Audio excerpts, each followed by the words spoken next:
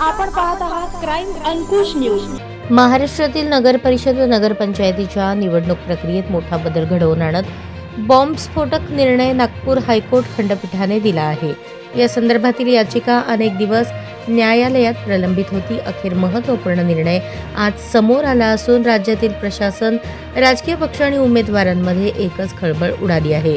नागपूर खंडपीठाने आदेश दिल्यानुसार महाराष्ट्रातील नगरपरिषद आणि नगरपंचायतींचे सर्व निकाल 21 डिसेंबर रोजीच घोषित केले जाणार आहेत। त्यामुळे या निर्णयामुळे उद्या अपेक्षित असलेले निकाल पुढे ढकलले गेले असून सर्वत्र राजकीय समीकरणे बदलण्याची शक्यता निर्माण झाली आहे।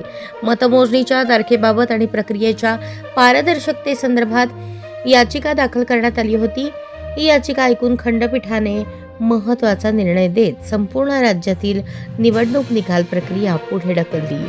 महाराष्ट्रातील नगरपरिषद नगरपंचायतींचा निकाल एकाच दिवशी म्हणजेच 21 डिसेंबरला होणार असल्याने अनेक ठिकाणी उमेदवार आणि पक्षांना आंतरिक गणिते बदलण्यास सुरुवात केली आहे।